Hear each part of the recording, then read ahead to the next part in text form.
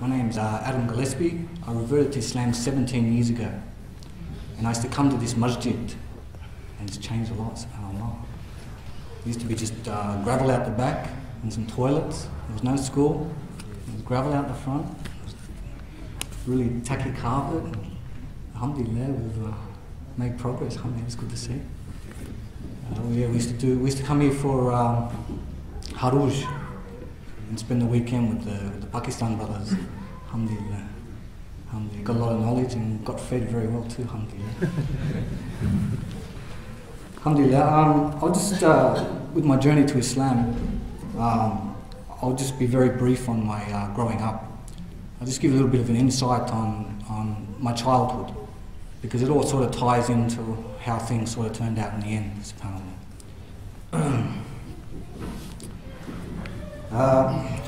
I didn't grow up with my parents. I didn't have a mother or a father. But I wasn't an orphan, they were alive. My father took off when I was about 1 year old. He took off pretty much when I was a baby. And my mother found it very hard to look after me. Being a mother and trying to hold a job and having a son under her arm just didn't work out for her. So she felt the best thing to do was to leave me with my grandparents. So I wasn't thrown out in the street, or I wasn't in an orphanage home or anything like that. So I had a pretty good upbringing by my grandparents. My grandmother's from Japan. She didn't speak much English, but alhamdulillah, she married an Australian soldier back in the wartime. So my grandfather was Australian. My grandmother didn't have any sort of religion as far as the book. She was like a Buddhist, you know. She used to have this black box and pictures in there, and she used to give it fruit and all this sort of crazy stuff. It's something that I used to make fun of even as a little child. I thought it was ridiculous, you know. And my grandfather, he was a science teacher, and he was a thinker, you know. I remember as a little kid, he used to put me on his shoulders, and he used to tell me about the planets and the stars and, like, you know, all science sort of stuff, you know, astronomy and all these sort of things. So he was a thinking man, and he looked beyond the stars, you know what I mean? So he was one who pondered. Allah alam if he came to Islam or not, I don't think so. But yeah, so that was sort of my upbringing through my grandparents. It's funny because when as a child, I used to talk to Allah subhanahu wa ta'ala. Because I didn't have my parents, I used to look up into the sky and say, God, one day could you let me live with my parents or with my mother? You know, so, and no one told me about Allah. It's just a natural instinct, natural feeling. I just knew that there was a creator. You know, subhanAllah. And I became very good friends with a boy that lived a couple of doors up from me, and his mother thought it was a good idea if I go to Sunday school and learn about Christianity. She took me there on a Sunday morning with her son and my friend. And we sat in this little tiny classroom. There must have been about 10 kids, 12 kids there. And she had this picture of Isa salam, Jesus, hanging up on a salib, you know, that picture they always have. And she asked the class, who is this? And some little girl put her hand up and said, oh, that's Jesus. She said, that's correct. And she goes, but who is he? You know? And no one answered. Everyone was little kids, were only 6 or 7, and too shy to answer, or put their hands up. And she said, this is our Lord, this is our God. And I refuted that. And I said, no, that's not God. God you can't see. You can't imagine him, he's big. Anyway, she told me to leave the class. I was destructive, you know. So I got kicked out of this Sunday school, and I had to wait there, I think, for like an hour. And then the parents came to pick us up, and then the teacher came and talked to my friend's mother, saying, oh look, this guy's a troublemaker, we don't want him back here anymore. So I got kicked out of Sunday school. You know, I couldn't believe it, I was shattered, because I wanted to be with my friend, you know. But it just didn't make sense to me. Even as a little child, I knew that wasn't Allah. You know, he's a man, it's a man, you know. SubhanAllah, how Allah has put the instinct of worship in us all, you know. even as a young child, the children, they know. There's something greater, you know. So it can't all it's just a shame that other disbelievers direct their worship towards money or movie stars or whatever, you know. But the instinct of worship is in every human being. Anyway, to move things along pretty quickly, I'll just jump straight ahead to high school. I had a lot of Muslim friends, and not one of them ever gave me dawah. I ended up living with my mother. We moved to a place called Auburn, which you probably all know. And I went to primary school, finished my primary school there at Auburn North, and I went to Granville Boys High School. And I met a lot of Muslim friends, you know, and they all told me they're Muslim. But through my high school years, no one ever gave me dawah. No one ever told me about their religion. And I don't blame them. I still know a lot of them today, and nothing's changed. They're still not in their religion. I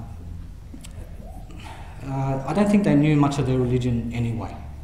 You know, they just didn't have any knowledge to really offer me anyhow. I remember one time, but it was funny because every time Ramadan came, everyone would fast, you know. So they all fast Ramadan. And I remember one friend at the back of the classroom, he was eating these lollies, and I sit next to him, I'm saying, shouldn't you be fasting like everyone else? And he'd go, shh, these are special fasting lollies. I said, well, you better give me one, I was going to tell everyone. So he shared them quite quickly. You know. So I was sitting at the back of the classroom during Ramadan eating fasting lollies. And there was another incident that happened in high school also. I knew a Turkish brother. I went to primary school with him also, and we went to the same high school. And he was having a dispute in the playground with a Christian guy. And what they were refuting and discussing the perception of Jesus. And the Christian guy was saying, oh, well, Jesus is Lord and God. And this Turkish brother was saying, no, he's a prophet of God. And I just happened to be walking past at the time. And they said, oh, let's get at him, you know. He always speaks the truth, and let's see what he thinks, you know. And they said, Adam, come and give me your opinion, you know. And he asked me, is Jesus a prophet of God or is he God? And I said, of course he's not God. You know, Jesus was a human being. He would have to have been a prophet. And he said, thank you very much, Adam. That's all I wanted. Thank you. And I just took off. You know, didn't think much about it at the time. Anyway, after high school, I hung around the wrong crowd as usual. Being in Jahiliyyah and not having any guidance, you know, it's very easy to sort of hang around the wrong crowd and getting up to things that, you know, shouldn't really get up to. To put it bluntly, you know, you walk in the darkness, you know, you've got no guidance, you know, there's absolutely no guidance, so you don't know what your purpose of existence is, you know. You give it some thought, but then the thought is only a thought at the end of the day, and you just move on with the flow of things, you know. And you get caught up in all sorts of stuff. I was doing all the haram things that Muslims, we stay away from, to put it bluntly. In that time, I like a lot of the Jahiliyyah, people in Jahiliyyah, I had a drug addiction, you know. I got into some really serious drugs and some really serious sort of people, and yeah, I had a drug addiction for many years, and it got really serious. Like some friends around me were actually ODing and dying, you know. So death was around me, you know, and it's something that I wanted to change in my life, and I just didn't know how to do it, you know. I maybe just didn't have the will or the guidance or the help to pull me out of this rut, so to speak. And I come not to myself, or I come to death a couple of times myself, where I started really thinking deeply how life can be just taken away from you in an instant. I remember one time coming back from a friend's place very late at night.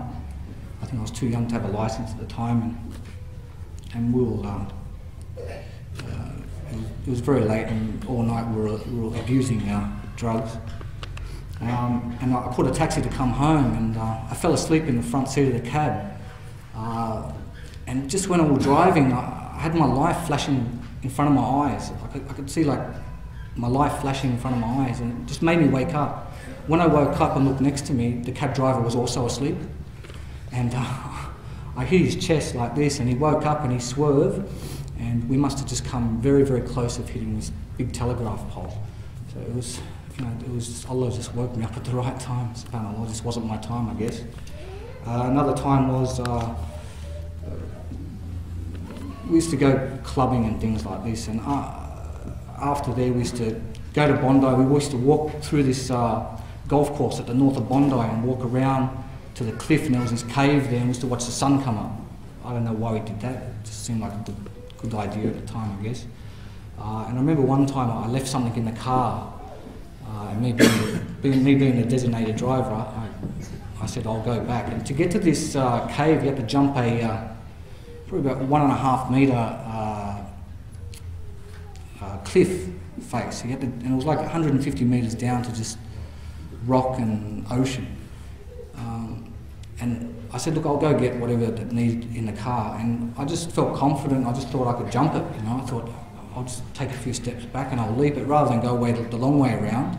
I'll just jump over. Anyway, as I jumped, I sort of slipped and I found myself going down this cliff. And SubhanAllah, still to this day when I think about it, it freaks me out. I grabbed onto this little piece of grass. It just no way would have held my weight, although I was pretty skinny in those days. But I grabbed this little piece of grass on the edge of this cliff.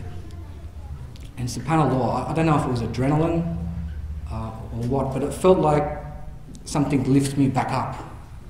And I felt like that I was saved, And I'm walking to the car, and I just remember just saying, "Oh God, you saved me! I can't believe you saved me." How did I get out of that? I was just dumbfounded how I got out of that. Like I was pinching myself to see if I was still alive. I thought that maybe this is it, and I've moved on, sort of thing. But SubhanAllah, these two things that happened to me really had me thinking about death and how short life is more seriously. Anyway,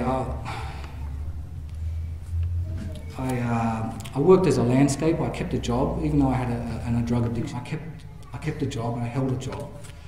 Although I got paid very well for this job, but my drug addiction got so severe that even the good wage that I got wasn't enough to support my habit. So I found myself, I was stealing things. I was doing anything I could, so in order to keep my habit. It's a terrible life. When you're in the darkness, you're in the darkness. You really are. You just got no direction. It's like literally you are in the darkness. The title tonight, Darkness from Light. That's exactly what it is. And anyway, I got a surprise visit. I lived in this little tiny unit in Parramatta by myself, and I got a surprise visit from my auntie, my mum's sister. And she's a nurse. She's been a nurse for 35 years. And it was just a spontaneous visit. Anyway, I answered the door, and she saw me in the condition that I was in. She sees this thing every day at her work. She knows when someone's abusing drugs. And she was quite shocked to see me in this condition. So she said to me, "Look, I want you to come in and move in with her." And I kept denying that I had a problem. That's what someone with an addiction, they deny they got the problem. And I was saying, "No, there's no worries, it's all right, I can look after myself, everything's all right." I think deep down I was scared to leave access to drugs, you know what I mean? That was my biggest fear. Like, if I go with you, how am I going to get the thing that I need? And she said to me, "Look, I'm coming here with a truck tomorrow and I'm going to get your things and you're coming to move with me and she's not going to hear another word of it." And I said, "Yeah, okay, fine, auntie, no worries, no worries." And just to sort of push out the door, not expecting that she'd be there the next day. Anyway, the next morning I heard this truck, when the truck backs up in the driveway, beep, beep, beep, backing up in the driveway, and I'm thinking, "Oh, wow, she's serious, she's really going to move me." Anyway, she knocked on the door and she starts moving things. So I started helping her because I thought, well, maybe this is my chance, So I'll give it a go, So I started packing things in the truck and I drove my car up there. She lived in the mountains, in the Blue Mountains up near Katoomba. And I got up there and I drove up and I'm thinking in the back of my head, well, I got my car, I can always jump in my car and head back down to Sydney and get what I need if need be, And I went inside and I come back out and there's my auntie underneath the hood pulling out the battery, pulling out all the leads, and I was stranded, man. I couldn't go anywhere. So my car wasn't going nowhere. She took my phone off me. I had no access to my friends I had no access to anything. I couldn't go anywhere, I was stuck there. So I just got into that frame of mind, well, you know, I've been wanting to change all this time, maybe this is my opportunity, you know. So I took the opportunity, and it was a really rough time. I couldn't sleep all night I'd be up, and all day I'd be sleeping. I couldn't even hold a cup of water, I'd be shaking, and I was in a bad state. Like I went cold turkey, you know. Like, I was going through withdrawals, I was like quite upset, I was angry, my whole body was going through a massive change, you know, change of life, you know. It was a really hard time. And my auntie just kept feeding me well, making me eat healthy and giving me vitamins and trying to build my strength. And yeah, anyway, I went for runs. Eventually, after a while, I started going for runs, and I joined the gym up to Katoomba, started eating well, and on my runs I'd be going around boxing trees and just trying to get all this anger that I had inside of me. And then sort of get back to reality. So that's sort of the build-up of me sort of coming to Islam. About 1.5 years later, I was fully clean. The drugs were out of my system. I felt healthy, I felt confident, you know, my body started taking shape again, I felt strong. I felt great, I felt awesome. I felt like I haven't felt this way in such a long time. You know, I was waking up early in the morning, I was full of energy, and I was looking for work, and you know, I haven't felt this way for a very long time. Anyway, when my auntie seen it, I was back on my feet, and I wasn't going back to the drugs. I had no intention, didn't even have any desire to go back there. My auntie decided to shout herself on a holiday to Fiji, her and my uncle, and rightly so, because I think they deserved it. I mean, I had to put up with my mood swings and all this sort of for the past year and a half. So they went on a holiday for Fiji for about a week. So I had the whole place to myself, you know. And in that time, I had intentions to move back to Sydney and sort of find work and not hook up with the old friends that did the drugs and things, but hook up with some other friends that sort of were married and had sort of a clean sort of life, you know. So I started going through my old boxes there and started organising my life. And I found in these boxes, because I was a landscaper, I was like a subcontractor, so I always kept a diary, had to keep a diary of things. And I'm looking, you know, I'm going through these diaries through my life and just going back to what things I used to write in there. And in every diary, I had about 4 diaries, and in the back of every diary I had a checklist. And the checklist had never been ticked off. I couldn't tick anything off because I didn't do anything in the checklist. You write yourself a list and you never get around to ticking it off. And I was looking at this list, and the first thing on the list was to stop drugs. I'm thinking, oh, hang on a minute, I can start ticking these things off. So I started ticking off, stop drugs. I went, yep, okay, well, I've done that. So I ticked that off. The second thing was to don't drink alcohol. Well, I don't do that, so I ticked that off. And then the third thing was stop doing crime and stop, you know, being a menace to society. So I ticked that off. I was no longer a menace, thank God. And then it was eat healthy, join the gym, and I'm ticking off, going down a list. I'm finally ticking these things off. And right at the bottom, the last thing on the list was to find God. How can I find God? And I got to that point and I'm thinking, well, how do you do that? And there's no instructions or guidebook, or no one's ever told me how do you find Allah, how do you find your Creator. But in my diary it was written, find God. It's something I never forgot Allah. I've always believed in Him, I just didn't know where to find Him or how to go about it or how to practice or worship Him. So I went outside, I'm in the mountains, and I don't know if you guys have been in the mountains or in the country, but because you're not in the city, the sky is so black, like it's so clear, and the stars are so close, it's like you could throw a rock and hit them, you know, they're that close. It was the most beautiful night I've ever seen in my life. Still to this day, 17 years ago, I haven't seen a night like it. And it was just beautiful. I remember just sitting there on a rock, thinking to myself, well, how do I find God? How do I find my Creator? And how do I worship Him? I'm thinking, I'm sitting there, and then I looked up and I saw that beautiful sky. And the first thing that came out of my mouth was, oh my God. And then I realised to myself, well, here's the start. I just addressed Allah. I just said, oh my God, I'm actually talking to God. And I thought, well, here's a start. And I didn't know how to make dua or supplicate. but I put my hands up like this. And I started just thanking Allah for getting me out of that lifestyle, for saving me all those times I come close to death, all those times I did stupid things, and I just thanked Him for taking me out of that condition and to where I was then at that time, healthy and not wanting to go back to that. And I just, honestly, I just kept thanking Him, and I was just bearing my heart to Him, and the tears, it was like waterworks, the tears were just flowing. I couldn't stop crying, and I'm just, making supplication. Allah help me, guide me to the truth, show me the way. If you guide me to the truth, I'll never leave it. Just help me out, don't let me go back to that lifestyle. I just want to live a clean lifestyle. I recognize You as my Creator, I just want to worship You, but just guide me to the way to worship You where You'll be pleased with me. Anyways, a month went by and I got my things up and I started getting my things together, and I wanted to move back down to Sydney. I hooked up with an old friend of mine who got married. I've known him for a long time. He was like a brother to me. He's actually a Christian Lebanese guy. We were really good friends. And I knew I could turn to him. He was a real mate. He was a good mate. And I remember knocking on his door, and I haven't contacted him in a good 3 years. And I knocked on his door, and it was like he opened the door and he's like he'd seen a ghost. He thought that I died, or he thought I just was missing, couldn't get in contact with my mother anywhere. He had no idea where I was. And I remember him just rubbing his eyes and just checking himself, like, are you really here, or are you just a ghost, or And I said, yeah, well, it's me, man, I'm here, I said, look, I need some work, I need a place to stay. Because I knew he had a business, I knew he always hiring guys to work for him. And he goes, of course, you start tomorrow. And he goes, a place to stay? He goes, my auntie's got a granny flat that's vacant, you can move in there. So I moved into this place called Maryland, and I lived out in the back in a granny flat there. And I started working with him the very next day.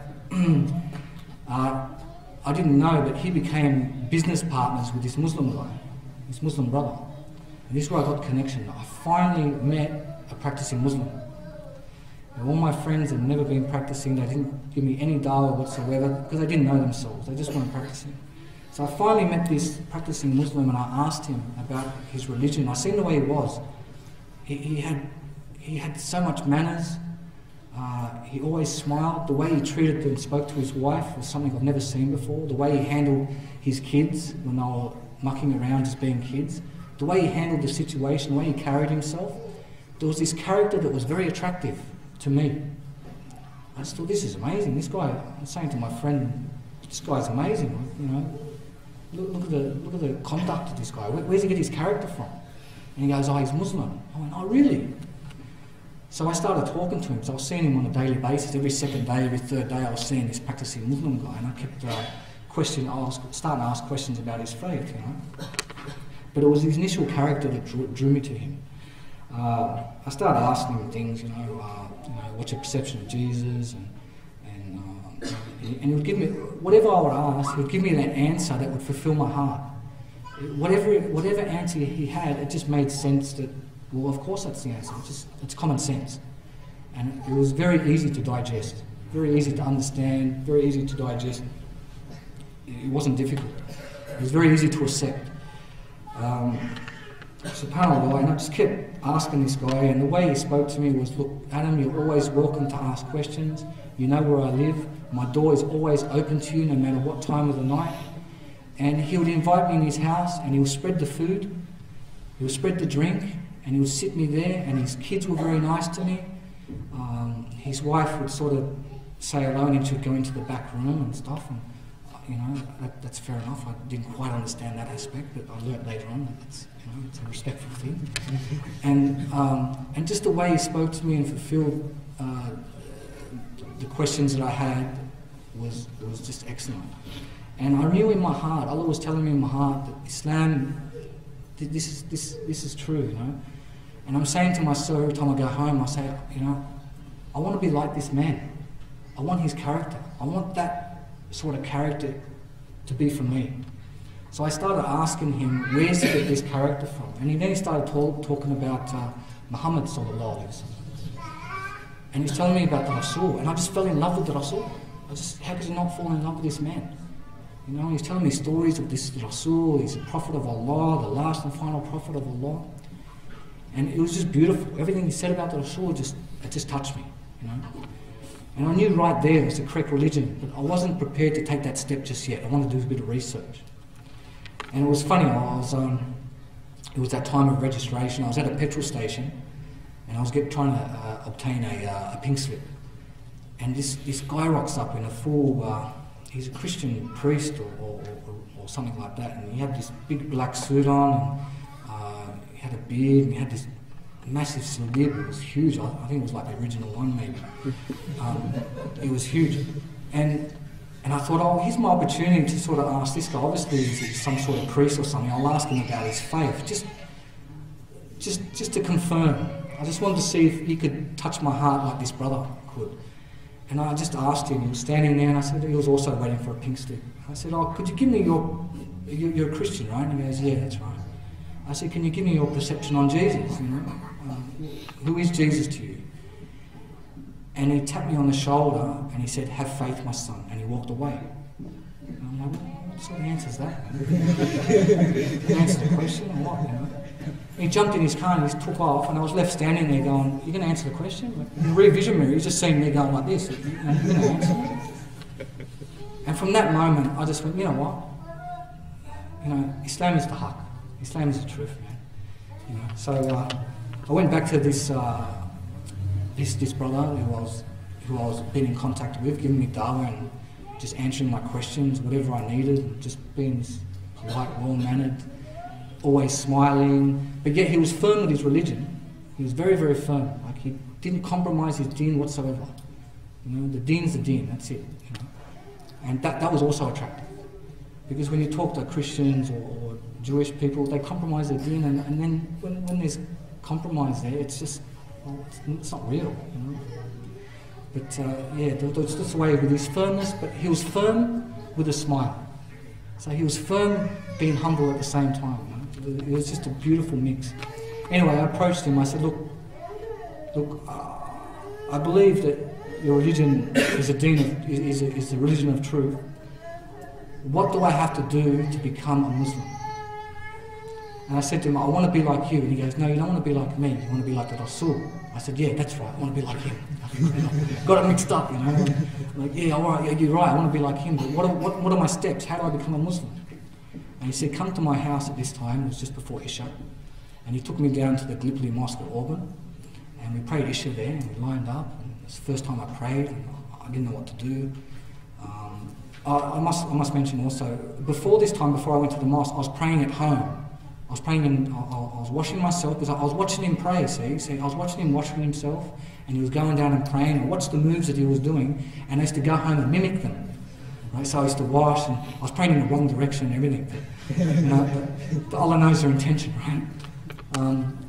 So anyway, I went to the Gallipoli Mosque and I prayed Isha for the first time, and it was beautiful. I couldn't believe it. I was a little bit, you know, I was just sort of like following everyone, and, you know, I didn't know what to say or do. I was really confused. But after Isha, if you've ever been to Gallipoli Mosque, as soon as Isha prayer is finished, they turn off the light, shut the door, and they kick you out, right? I think it's still the same. I think it's changed. And they took me out this little garage out the back. There was a house out the back, and there's a little garage there, and we all, like, 15, 20 brothers, they all sat in there because someone's getting a shahada, right? So it brings a bit of a crowd. So we sat there, and the brother of knowledge just, you know, went through the proceedings, what were going to happen, and he says, don't freak out, we're not going to hold you hostage or anything like that. You know? And then I made the shahada, and the brothers, they all cuddled me and kissed me and embraced me. And a lot of the shabab that was there that night, I was very good friends with their older brothers and their older cousins. So they're like, I remember you at high school, you're my brother's good old friend. And I'm like, yeah, I know your brother. And I knew a lot of the shabab there. I didn't know them too much because they were a bit younger, but I know their brothers, their mum, their family, and all this sort of stuff. So yeah, and then I took the shahada, and from that day onwards I became Muslim, alhamdulillah. And from that day, it's you know, now when you make the shahada, you have the light, you have the guidance, you know. You've got the book of Allah, and you have the guidance, you've got your brothers to help you along the way, and anyway, that's my journey to Islam. And it was a rough journey, but I got there in the end, and that's what matters. You know, I'm just grateful to Allah still to this day that, you know, Allah didn't take my life in a jahiliyyah. Because when you're walking in darkness, Allah can take, if Allah was to take my life at that moment, I mean, you're destined hellfire. You know, I mean, you know, you're virtually walking in darkness, and at any moment you could fall in that pit of fire. You know, as soon as Allah takes your life, that's it, you're gone.